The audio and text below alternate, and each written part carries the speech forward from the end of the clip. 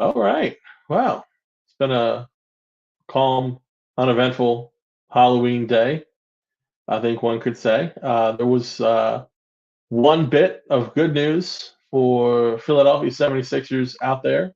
The big news that people have been long awaiting, the big news that we are here live for the first time to discuss. That is, of course, the return of Robert Covington, the big news of the day. So, very much excited to break down, obviously, the James Harden trade. What exactly Philadelphia got, what exactly the direction is going forward for the team, who to really look out for. I guess we'll talk about the Clippers a little bit. I'm kind of happy just to let that situation be. But before we get into any of that, hello to all you out there, and hello to my lovely co-host Justin. How's this Halloween day treating you so far? I think Sixers fans was, depending on who you talk to, it's been a trick or a treat um, as far as the return for Harden. So, yeah, I'm definitely interested to get in and talk about. It's finally done. It's finally over. I feel like it's not as worse as the Ben Simmons trade, but I feel Yeah, as far as relief, but I just feel like glad it's over. So, I can't wait to touch bases with you on that.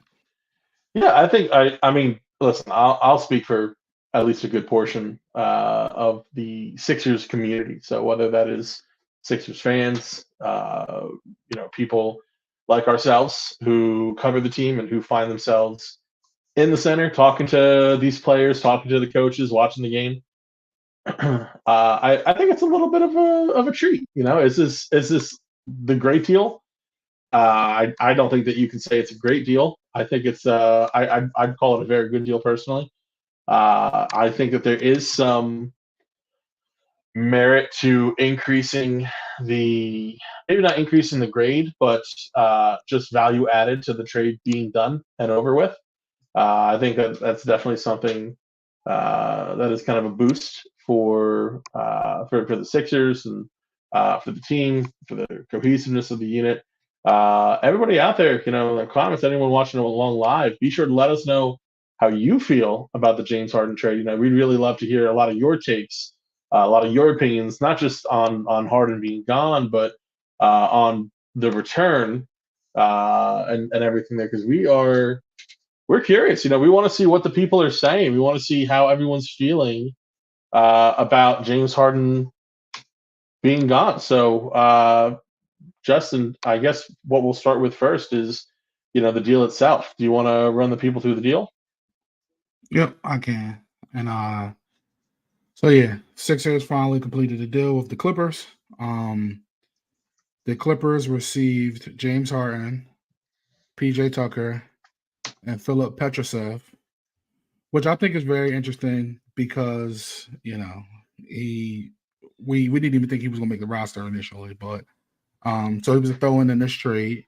And the Sixers got back Nicholas Batum, Marcus Morris, hometown boy, prep charter, class of '07. Um, got him, got Robert Covington, Rocco's back home. To play with his guy Embiid. They got KJ Martin, which I think is an interesting ad here, and we can talk about it. KJ Martin, Kenny Martin's son, super athletic wing. And then they got a bevy of picks. They got a 2026 protected first round pick. The protections are kind of messy. The protections include it's I think the Sixers get the worst of three possible outcomes in 2026 was either the OKC Thunder 2026 first round pick, the Clippers 2026 first round pick, or the Rockets 2026 first round pick, which is 1 through 4 protected. They got an unprotected 2028 pick from the Clippers. They have a 2024 second round pick, 2029 second round pick, and a 2027 first round swap. So all of that was a mouthful. Um, but yeah, the draft capital was better than I thought it was going to be for sure. Yeah, no, I think especially when you talk about the draft capital, easily that is better than was expected. A lot of what was being talked about was just one first round pick, and that was just one first round pick. That wasn't one unprotected pick. That was including protections. So I mean, if let's even talk about Marshawn Lynch, what he's talking about here, settling for two first round picks and a pick swap for a player that was never going to play here. I mean, I think that is ultimately a great way to think about it. You have a player in James Harden who was, frankly, for lack of a better term, he was divisive in the Sixers locker room. He didn't want to play here. By all accounts, I mean, his ramp up took forever. Like that, was he really ramping up to anything, or was it how high? Kyle Neubeck loved going on and on about how high the ramp was, and it was. He's absolutely right. Like It was it how was it high was was James Harden's ramp that he had to continue ramping up? it was fake. It was optics. It was all optics to quote unquote show that he was back and Yes. willing to cooperate and ready to play, when in all actuality it Yeah. was just come here and act like we're getting you together so we can get something out of this. So two first round picks, one unprotected, one the worst of three possibilities. But either way, it's a It's a half real decent first first. round pick. I mean, I think ideally, like best case scenario is probably a late teens first round pick, Yep. which I'm fine with. Yep. Worst case, it's somewhere there in the mid to late 20s. So Yep. I think that's great if that's the second pick, which it is. The idea of getting an unprotected pick in 2028, I think that's kind of more the core part of the return. If you're ranking, what the most important part of this return is, that's number one for me. That 2028 LA Clippers first round pick that could potentially be huge. We've seen the Clippers trade away unprotected first round picks before, and we've seen those picks turn into players like Kyrie Irving, which worked out pretty well for Cleveland in the long run there. So you never know, obviously, what's going to happen, but the potential's there, and more than likely, is Philadelphia going to make that selection? I don't think so. But you do have that as ammunition to trade down the line. The picks that they did receive, one in 2026, one in 2028, that does allow them to be a little bit more flexible with what picks they do decide to send out here. So I think that's a little bit of an added benefit as well. Getting that pick swap in 2029, that's obviously some great value. That might be something that they end up taking advantage of in the long run. But it's great to say that the deal's over. Like Eric says, the best possible trade you can ask for unloading Harden. I think considering the situation, that's probably correct. Uh, is it a fair return for the production that is the player that James Harden is? No, it's not. But that's not what you were going to get given the situation. So I think in the confines of the situation, I think Eric's absolutely right. Talking about he's glad he's gone. Back to being optimistic. I love it. Back to being people are bought in on the Sixers this year now. That is not how it was entering the season. Slowly but surely, I found myself getting back bought in on the team again. Being down there Sunday, talking to Nick Nurse, watching these guys up close. I got to tell you, it was. I was already back in before the Harden trade. Even with Harden there in his trying to be inconspicuous in the bright yellow hoodie, as much as you can say that he was then. I mean, I was fully back in watching the lineups that Nurse is putting out there. I mean, talking about guys like D'Anthony Melton, Patrick Beverly, uh, Kelly Oubre in that same lineup together. I mean, this is a team that is worthy of excitement again. And now on top of adding in these draft assets, adding in some players who are capable, even if they're not a part of the long-term future. And you mentioned a guy like KJ McDaniels. I think that he's going to be one of the more undersold people in this entire deal.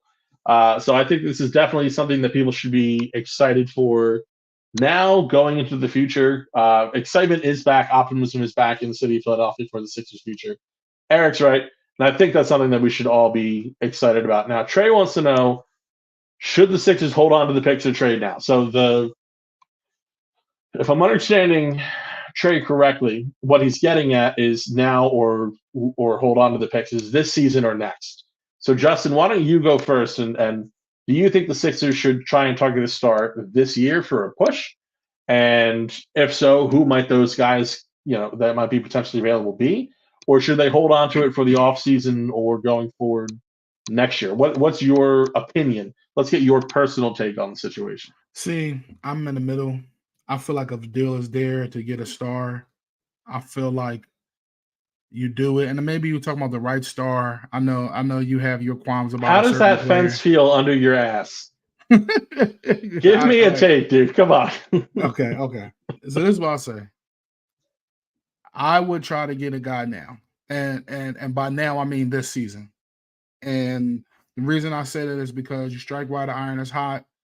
You wait to if you wait to see what happens, you may not know what's going to shake out. There might be other opportunities in the offseason, of course, but you know, if you talk about major trades, I mean Dame just got traded, but how often do like big name players really get traded on off seasons, really during the season or like the trade deadline? I feel like for the most part in recent years, I'm not talking about all time, but in recent years.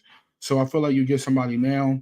It just depends who shakes free. Like I think the only people that you could probably get in the next like 60 days would be Zach LaVine, who I know you hate, but Zach LaVine, who would not necessarily be the defensive guard that the Sixers necessarily need, but he is a big guard with the capability of scoring. He's a shooter. He can play off and beat. He can take the ball. He would be a solid fitter next to a bunch of guys who will play defense, my opinion. The other guy or two guys that might shake free will be the two Toronto Raptors, Pascal Siakam and OG Anunoby. And that's because the Yeah. Raptors might be bad like earlier on than we expected. Mike. Uh, so yeah, you know what I mean? So I think that OG will be a better fit between Maxey and Embiid long term. But he'll have the capability of like guarding wings, like the Milwaukee Wings or Boston Wings and stuff like that. But he's not the I'm gonna give the ball to this guy and have him go get a bucket for me. So he'll be like in a system. So is it worth all the capital that you have to give up? Then plus like trading with Toronto Raptors is Yeah. like I don't know. It's like war games. It's like they ask Yeah. for too much. So it's like, I are mean, any of people those talk guys about worth it? trading with Daryl Morey. Try dealing with Masai. I mean, it's a whole different ball Yeah. game at that point. It's crazy. I mean, if you had So those two guys in the negotiation room together, how would anyone get anything done? yeah. So I don't know, but I do think that they should make a move soon. I think that's the plan. I think we won't see the trade official maybe for another 12 to 24 hours to see what Daryl tries to reroute somewhere else. Because to be mm, honest, all these guys that are coming, they're not going to play. Like no, not all of they're them at not going to least. play. But Yeah. what's your thoughts on it? Yeah. So I come out again. I do agree overall. Probably it's a matter of who becomes available. That's just the name of the game. Like they're not going to say no if all of a sudden Luka Doncic is available. Like they're not going to. Not that they have what it takes to get Luka. So let's cool that down right now. But they're not going to say no to. I mean, John Morant's like a more realistic name. Like they're not going to say no if something like that comes up. But that name hasn't really come up yet. So when we talk about what the Sixers are going to do, well, at the very least, I don't think they're going to do anything until I think it's right after the start of the new year that you can aggregate these players again. Yep, Now in January certain 15th. cases, January 15th, in certain cases, you can move a select guy on his own along with pay compensation if you're bringing in somebody at like a lower salary number now. So when we look at the problem is that most of those guys you're not they're not players who you would really want to target. I mean, the one guy who I think is kind of an exception to that is OG Anunoby because you can. I would have to check under the new CBA. That's what's thrown everything off. But if you're working under the new CBA, the difference between OG's 18.6 million and Marcus Morris is 17.1. I mean, it's tough, but you might be able to make it work. But other than that, you're not doing a 1-for-1 trade. So I don't think that's going to be soon. But I do think that there's the potential that it could happen this year. What I would say is that the offseason is probably more so what you're looking at. And here's the reason why I say that. The optionality that you're going to have is much greater. I don't know that Daryl Morey is going to want to try and uh, effectively cut himself off from trying to acquire one of these Toronto Raptors stars when he could target them in free agency, first of all. So that's the one issue that I have with some of the guys like OG. And I know that OG and Zach LaVine have been reported as possible targets by Chris Mannix, which that to me is pure speculation. They have been linked to LaVine in the past. Again, I think that was more kind of smoke because what is the real reason? Obviously, he's a high volume scorer. He's an efficient shooter. Is he a fit for what the Sixers need? I don't necessarily think so. I think that he's too ball dominant. I don't think he plays enough defense. I think from what we've seen from Tyrese Maxey, he was the Eastern Conference Player of the Week for the first week in the NBA. I mean, we need to see him sustain that, but he's been fantastic. You're looking at a possible All-Star campaign. Do you need someone who is possibly going to take away opportunity from Maxey? No, I think you need someone who's going to complement him. So that and the enormous contract that LaVine's on, those are my two biggest reasons for not thinking that he's going to be a target, at least during the season. But I do think they're going to wait till the offseason to use some of these picks. I think they might make maybe a small deal here and there, but they're not going to use up a whole lot of their future capital. And I think that's the wise decision for Philadelphia. Marshall Lynch does check in and says that it was reported that this wasn't what Morey wanted. I think that's fairly obvious. I think Morey wanted the world. I think everybody kind of understood that. I think that Morey even knew he wasn't going to get the world, but he sure as hell was going to ask. Going to try, yeah. So ownership, whether or not ownership wanted a deal done sooner, I would definitely buy that they did because this is not good for business, obviously. And even though Josh Harris has been very focused on what's going on in Washington, which has been petering off in part thanks to our Philadelphia Eagles, I do think that there is a sense of, all right, we need to really wrap this up and make this not an issue anymore. And I know one guy who I know just based on the way that he's answered questions about the topic that he really wanted this figured out as well was the new head coach, Nick Nurse. So for his sake, for the sake of all the guys in the locker room, it was good to get this Band-Aid ripped off. And I think they did fairly well overall in accomplishing that, you know? I think that the rumor, also a rumor, but the talk about how the two owners had to come together and get the deal done, like you said, I do buy it. And it's probably because Josh Harris sat there and said, listen, like my fan base, like, first of all, I'm gonna tell you what's a part of this. The uncertainty around the team was hurting the bottom line. And when you look at the home opener prices, like they were on Ticketmaster for like lower level was like $60. When have you ever seen lower level Sixer tickets in the last 5 to 6 years for $60? And I know it's who they played and stuff like that. I was gonna say, but still, like, it don't matter. All the games are normally sold out, no matter who they play, right? So, in my eyes, I feel like bottom line talks and all the uncertainty. Now we at least know what you got going into the season, and I think it came down to part of that where they said, "Listen, Nick Nurse said y'all got to get this done." Like, and then there's no way Harden could have came back with the week that Maxey had, and then you try to incorporate him and the ball movement stops or he doesn't run the plays because he don't feel like it. And then afterwards they'll be asked about, oh, well, James Harden came back and the ball movement you guys had the first 5 games aren't happening now. What happened? And then Nurse is going to cover for him by saying he doesn't know the plays yet, but he'll, it's just like a circle. So it's like they had to get it done and they had to, everybody had to give up something like that they, didn't want to give up to make it work. So, yeah.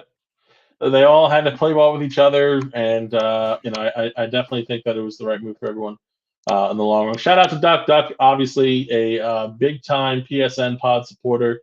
Love you, Duck. I will not be on Flipping the Birds tonight, but be sure to still check out Brian and Eric tonight talking the Eagles for PSN on Flipping the Birds tonight. Eric brings up an interesting point. that they could turn this into effectively two players. I think the strategy is to turn this into two players in the sense that using the compensation, the draft compensation of picks and young players into one player, and then the cap space into a second player. I think that definitely is a possibility. He brings up names like Brandon Ingram, Jaylen Brown. Jaylen Brown obviously saw that big extension, and what Eric's saying is a Jaylen Brown type, okay, which is different than Jaylen Brown himself, obviously. Brandon Ingram is a guy that I am not high on. I'll be flat honest with you. People Man. around I'll say the NBA Twitter, there a lot of big Brandon Ingram fans out there. Uh, I must like he's good, obviously, but is he someone who's going to elevate you to contender status? That's what I'm not so sure about. Marshall Lynch checks in talking about all the movement and motion in Knicks offense. I think I saw them cut more Sunday night when I was there than I saw the entire Doc Rivers administration. So it was absolutely fantastic basketball. He's been great coaching the team on both sides, offense and defense. We've seen Joel Embiid, and I think this is in part to Nick Nurse, but a lot of the credit does go to Joel as well, obviously. But on both sides of the ball, he's just looked fantastic as a rim protector, as a facilitator. Obviously, he's a scoring threat, and he was fantastic on the boards against Portland as well. So I think that Nick Nurse now has an opportunity that he's able to integrate these guys, thinking specifically, and Justin, you mentioned guys who wouldn't play. Robert Covington, KJ Martin, and I even think Nick Batum, I think they're all going to get a shot. Now, are they going to play insane minutes? I don't think so. But, they're all, and KJ Martin more than the other two, versatile bigger forwards. So, everyone's got a little bit of a shot, at least Martin being the least in that case. Covington hasn't had a great run of it over the past couple of years or so. Right. At his peak, he could be a serviceable PJ Tucker replacement. Where the defense isn't quite as good, but maybe the 3-point threat's a little bit not better from a percentage standpoint, but better from he's actually going to take a shot that's not in the corner. I mean, that's something that would potentially be a benefit of going with Robert Covington. But it's really going to be interesting to see what the starting lineup is going to be like going forward. Before we get into what we would like to see the starting lineup being, I just want to point out, Eric, you're talking about flipping Tobias Harris. I don't think Tobias Harris is leaving this team. And when I say that, I don't even just mean this season. I'm almost certain that they will not trade him unless a true superstar is on the table. And they won't have to, because once these players that they received in this deal are able to be aggregated, you're going to have the matching salary to get a top-end player without having to move Tobias Harris. But that being said, the way that Tobias has performed, the way that he has led his entire Sixers tenure, I think that he's here to stay, not just this season, but I wouldn't be surprised to see him get another deal in the offseason. Justin, what are your thoughts on Tobias Harris? Yeah, I don't like you said, I don't think he's getting traded unless, somebody opens up and it's a big star and they're like, we really want Tobias Harris in this deal plus the assets. I don't think he's getting moved. And we talked about this before. Like, yeah, Tobias has been such a he's complained through his dad and through Keith Pompey, but he's been doing everything that they asked him to do since he's been here. His role has changed every year, and he just keeps going. This year has changed as well. I think we have a guy like Tobias. I think Tobias, unless there's a contender out there who's going to drop a bag of cash on him, I think Tobias will take a little discount to stay here for another 2 or 3 years. As he goes forward to the twilight of his career. I mean, Tobias is what, 29, 30? No, he's older than that. I feel like, but because Tobias was drafted early, because I think he came out as a freshman. Yeah, he's been in the league a long, long time. It's easy to forget how long he's been in the league. He's 31. Yeah, so I'm like, he's been in the league for a very long time, and I think that he's a good asset. Like, the only problem with Tobias has been his entire Sixers career is the contract. If Tobias did not get 185 million or whatever it was, and he was doing the production he was doing, nobody would be complaining. If he was getting 120 million, nobody would Yeah. be saying anything over 5 years. They'd be like, okay, that's a middle of a pack player for middle of a pack money. That's it. But because of the contract, the expectations were so high for him to be this thing that he wasn't. And the Sixers were backed into the corner because they were losing Jimmy Butler. So they had to give him the money. And it's very smart by Tobias and his dad, who's his agent, to leverage that. So here we are now. He's been through everything. He's been with Joel through everything. Might as well keep it together. Then plus you can never underestimate what guys bring in leadership in a locker room and stuff like that. That's why I don't think they would trade him. No. It'd just be too much of a shakeup. Although I think if there's one way that you want to get Joel to start thinking about leaving Philadelphia, which I think all the smoke that you've heard so far is coming straight out of New York. But if you want to force Joel out, trading Tobias Harris at the deadline and not getting a top tier star is absolutely the way that you're going to do that. Yeah, I agree. And let me get your question on this, or let me get your answer on this. So who do you think out of the guys plays? And like, I think Batum plays for sure because I think Batum defensively is solid. I think he's a willing shooter. Like willing is the thing. Willing, specifically from the corners, and he's a good shooter. I think KJ Martin is I think Marcus Morris, I don't know if he plays or not. And I love Marcus Morris from a standpoint of he brings you that toughness and stuff like that. And Marcus Morris is a low-key professional scorer. He can do it. He's been doing it for a long time too.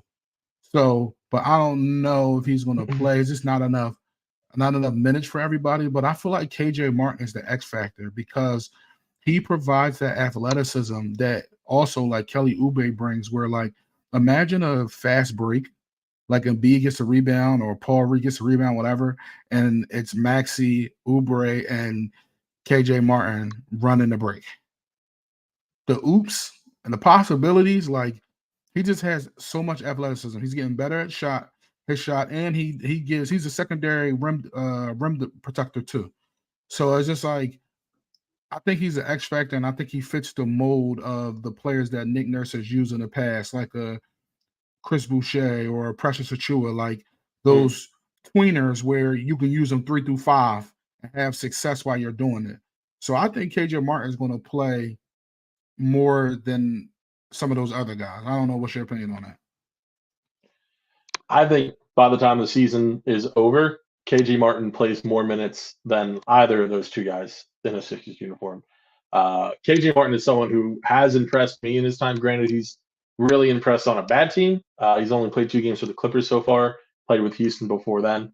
But just what he brings to the table overall, he's not an elite shooter. I wouldn't even necessarily call it a strength, but he's been relatively average and low usage in his time in the league so far, which is solid. That's you're not necessarily looking for Buddy Hield out of KJ Martin, but like you mentioned, the versatility, the athleticism. He doesn't really have the size of Precious or of Chris Boucher, but there's a lot of things that he can still do in a Nick Nurse offense and defense. And if you're talking about pairing this guy with I mean, even if you just look at the bench lineup, let's say that it's Paul Reed, let's say that it's him, it's Kelly Oubre, it's Pat Bev, Jaden Springer. Like let's just call that a lineup that Nick Nurse uses an all bench lineup.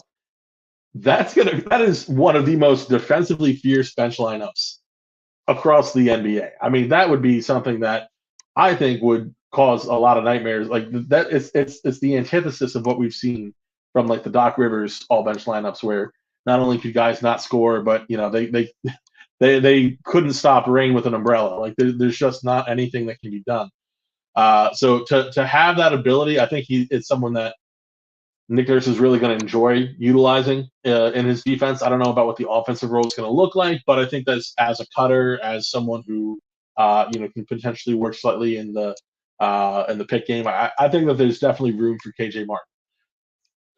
Robert Covington and Nick Batum. I think that you're going to be kind of looking, and there's a chance that a change of scenery could change a lot for these guys. Let's not rule that out, but it's been a really rough start to the season for both of them. Both of them have looked like they're pretty much at the end of their rope. We'll see what they look playing. And let's talk about the Clippers for a second. It's not really like they have Russell Westbrook, obviously, but they don't have a perfect point guard situation. I mean, now they have James Harden, obviously, but Let's realize how that can potentially factor into some of the non-cohesive offense that the Clippers have seen in their early 2 games. So, can they figure it out? Possibly. I think Nick Batum especially gets a shot to try and figure some stuff out because he is a bit more capable defensively right now than Robert Covington. But for me, it's KJ Martin. I think it's going to get more minutes than anybody there. And Marcus Morris, from what I can see, I don't think he's here to play. I think he's here to get traded. Or to expire at the end of the year. So we'll see what happens on that front. It's kind of a shame because he's wanted to come to Philly. He's from Philly. He's in Philly. He's not going to play for Philly unless there's virtually no. I mean, Mo Bamba's going to be getting minutes over him. Let's be honest. Let's call it what it is. So it's going to be interesting to see going forward. Before we get to really the full starting lineup, Phil checks in talking about his point on our morning show, PSN's morning show, trending in the AM, saying how Daryl Morey fixed his Harden and Tucker mistakes. Let's not praise him. Listen, he's not off the hook. He's not off the hook. No, he's not off the hook. No, he's definitely not off the hook. I mean, listen, you still have to atone for your sins. You have to recognize past mistakes. That being said, a lot of people praising Daryl Morey at the time the James Harden trade was made the first time around. So should Morey have known more than anybody how this was going to end up? I think he should have. I think he should have considered it, especially once he realized that he wasn't going to pay James Harden what Harden wanted. So yes, there's a lot of blame that still has to be put on Daryl Morey. That being said, had he listened to a lot of people out there who said, "Oh, just trade him for anything just to get him out of town," and we would have accepted, matching salary without KJ Martin and without the second pick, just one pick and a pick swap, that would not have been acceptable either. And so to be patient, to wait this long and get a bit more of a solid return for James Harden, I think he deserves credit for that. But I think he also still deserves blame. You just have to be able to assess on both sides. That's why his overall grade for how this entire situation has worked out is probably around a C or low B. I mean, he didn't do anything world beating. Like the Sixers did not acquire a star. They did not acquire what they need to land a star. They're in a better position than they were after James Harden said he was going to sit out for the year. That's for certain. But, we can't exactly act like the Ben Simmons trade was a roaring success now that we've seen how James Harden and everything like that played out. And as far as PJ Tucker, again, PJ Tucker is another guy who was the right move at the time. If you're thinking that James Harden's going to be a part of this team's future, it makes a lot more sense, obviously. It didn't work out. And again, Morey should have known about that, but I don't necessarily fault him for signing PJ Tucker. I do fault him for telegraphing it and letting the second-round pick go to waste there. But where do you stand on Morey, praise, no praise, or how should we feel about this? In my column earlier today, I definitely put him in the quote-unquote losers column. And the reason I say this is because, yes, he recouped what he could for Harden when, like you said, he wasn't going to play. But my issue is, it's always been chaos around this team since the process started. It's been chaos, pure chaos. He was brought in to take us out of chaos land, and he hasn't. It's been more chaos every other year. And yeah, you hit on a couple draft picks. Cool. We let Isaiah Joe go because Doc Rivers didn't want to play him, but that's a whole nother story. But he's hit on draft picks. I can say that. And I know he's not making a full decision on that. I know it's a whole team doing that, but he gets the credit for some of those draft picks. But he just hasn't brought us out of the chaos. And my honest opinion is, if he doesn't get this next move right with these assets, he is gone. He will get the brunt of everything and he will be fired. If he doesn't bring in a star, if he doesn't do whatever he needs to do to make this next move his best move, because this is the only ammo he has in the chamber left. You can't trade Tyrese Maxey now. The city will find where he lives and burn it down.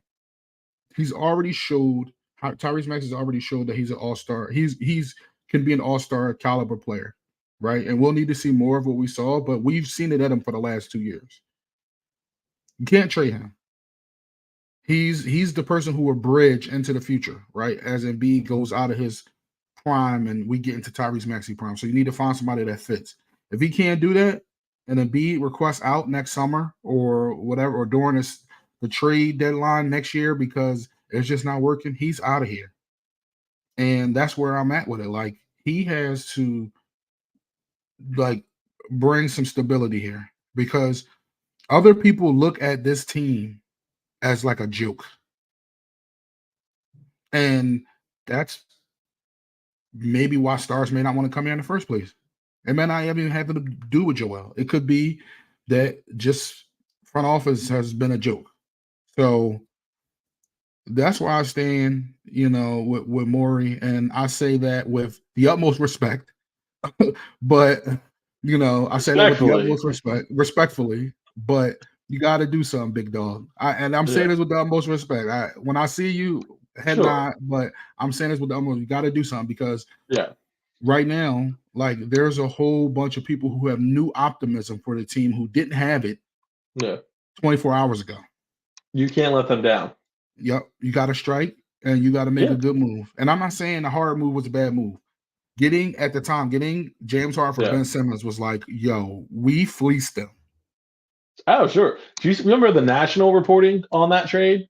Yeah. I mean, people went crazy in favor of Philadelphia after that. And even still, when you look at the production that James Harden has given versus the production that Ben Simmons has given, It was really more that they had given up 2 first-round picks and salary for James Harden, which what did they get for James Harden after all this? 2 first-round picks and salary and a pick swap. They recouped, and that's why. That's what I'm saying. I'm giving him a reprieve, but he has to do something. He has to do something else to help this team, or it's, in my opinion, I think it's it for him. Yeah, I mean, the way that that I would put it is that who's the next fall guy in Philadelphia, right? So when you look at these teams, at all teams across sports, when there's a bit of a time of conflict, you have to look and season over season, situation over situation. You look and say, who's the fall guy? I wouldn't necessarily call Doc Rivers the fall guy for last season. I would say that it was Doc Rivers' time. I would say that Doc Rivers had proven that he was not the coach for this team going forward. But there are people who you can say, well, this person was the fall guy. Who's next on that pecking order? So when you look around, is the owner going to be the next fall guy? No, he owns the team. He's not. Josh Harrison's going to be the fall guy. Joel Embiid, is he going to be the fall guy? No, he's not leaving unless he wants to get out of here. Nick Nurse, but he was just hired. He's not the fall guy. So who's the next fall guy? Are you going to say Elton Brand? Are you going to say Elton Brand's been making all these decisions the entire time and he's the fall guy? No, absolutely not. It is Daryl Morey. Now, I don't think the team would ever – I don't think they see themselves moving on from Daryl Morey because he's very well liked and well respected in the organization. I think Daryl Morey more than likely will be here as long as he wants to be here. If there is any inkling of Joel being like, yo, you got to get this guy out of here so we can get someone who can do something else in here, or I'm going to go, that might be the only thing that can really kind of force their hands there. But that being said, that does not change the fact that you're absolutely right, that this next move has to be a much more than solid move for Daryl Morey. This has to be, and this next move, whether it comes at the trade deadline, whether it comes in free agency this offseason, whether it's a trade this offseason, whatever the case, by the start of next season, this situation has to be figured out because whether or not the time clock is when Joel Embiid is going to ask for a trade, much more important, you have to be making sure that you're working with, well, what's Joel Embiid's window left? What are we doing? Now we have an all-star candidate in Tyrese Maxey, possibly even better. Joel Embiid is playing the best he's ever played this early in the season. Let's see if he can keep it up throughout the season and into the postseason. But you could be potentially looking at one of Joel's best seasons. How are we maximizing this top 2 player in the NBA? Because it's him and Jokic, let's be honest. How are we maximizing this top 2 player in the NBA? Or are we just going to piss away this entire window? And if you're just going to piss it away, you're not the man for the job. And I don't think Daryl Morey plans on doing that. I think that he is obviously going to do whatever he can to succeed in this role. I think that he's had a very difficult task ahead of him. But hey, guess what? You signed up for a tough job, and he knows that. I'm not saying that he's unaware of how difficult the job, or he was unaware of how difficult the job is going to be when he signed up for it. But you knew it was going to be a tough job coming in. So yeah, you have to do the work. So we'll see what he can really do going forward. I want to get to a few more of these comments. I do see here talking about Marshawn Lynch talking about Terrence Mann, if that would swing it to an A grade. I'm not.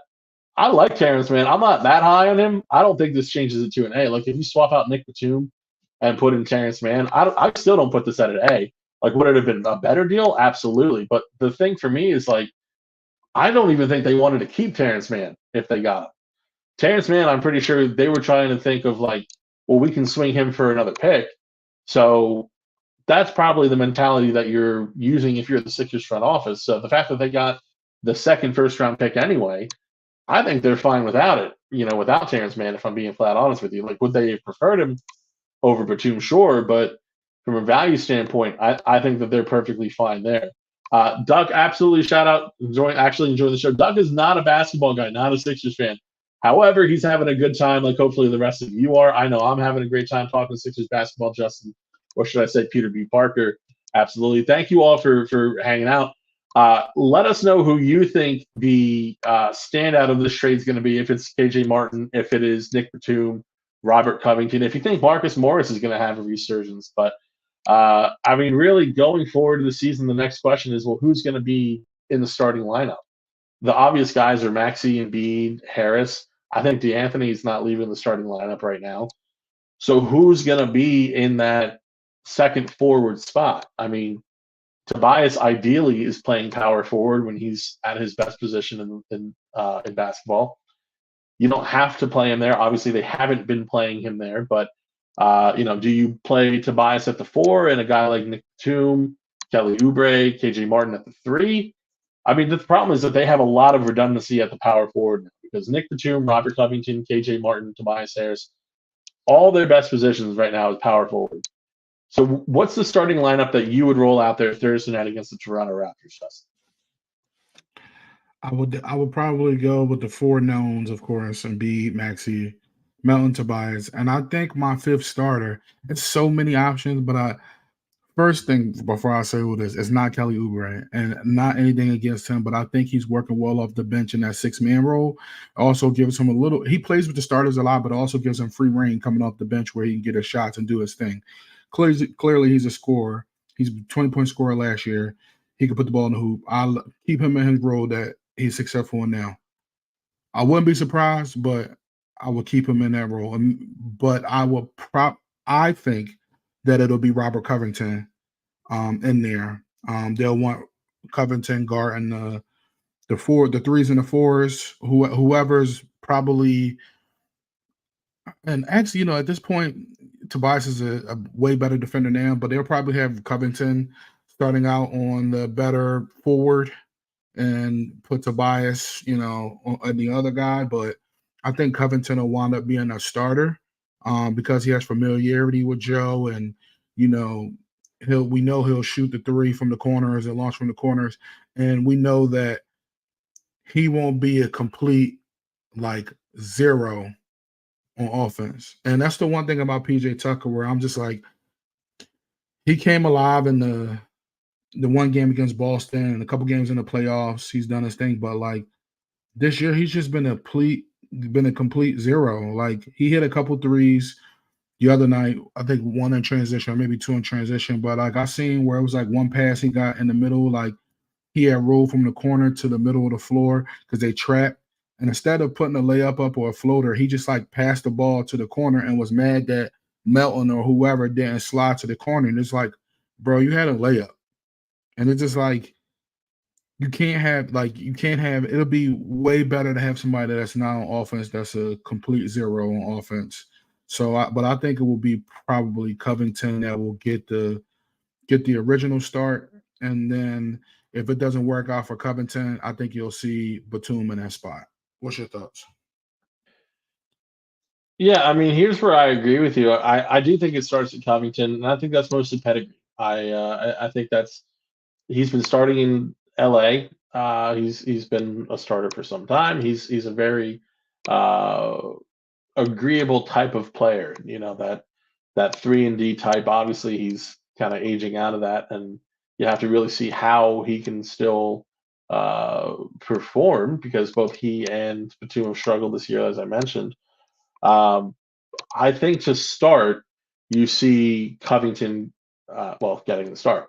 From there, as the season goes on, we'll see where Nick Nurse turns. He hasn't shown the same fear to play younger players that other coaches in Philadelphia in their past have shown. So, is there the possibility that eventually Kenyon Martin Jr. becomes the starter?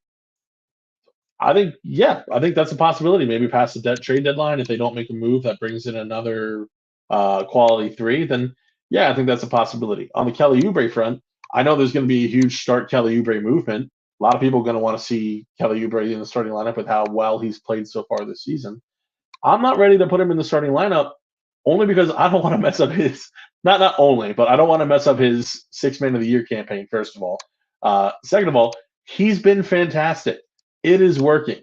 Do not mess that up. Let that continue to go. I don't think it's a matter of he's earned the chance to start. Let's talk about what he's really earned. He's earned the chance to succeed, and he's succeeding in his current role. He's playing plenty of minutes right now. He's been very effective. Let him keep on playing in that same role. I mean, the guy's averaging just under 20 points per game now. Obviously, most of that is coming off of his first game against Milwaukee, but he's hit over 10 points per game in every single game that he's played. He's already started to regress a little bit. So if you look over his past 2 games, he's yet to hit a 3. And that's kind of the feast or famine that is Kelly Oubre. So when you're working with kind of a streaky shooter like that, who can be an electric source of points, yeah, let that guy come off your bench. It's totally fine to have a guy like that off the bench. I don't want him necessarily in that starting lineup where he feels that added pressure to perform, even though, like you said, he plays with the starters often. Let him kind of feel himself, keep feeling himself as that first guy off the bench, that electric energy. Just, Kelly, we need a guy to go out there and score, take the ball, put it in the bucket. Like, that's Kelly Oubre's role. I think it's how it should be for the rest of the season. For me, it's Robert Covington for now, based on pedigree. I like Nick Batum in theory, and I think it was Marshall Lynch who talked about how basically Nick Nurse. Here it is. Yeah, so Nick Nurse encouraged Gasol and Ibaka to speak Spanish to each other when defending Joel in the playoffs. Doing the same with Batum and Joel. It's an interesting concept. I don't think Batum's at the same playable level that Ibaka was with the Raptors.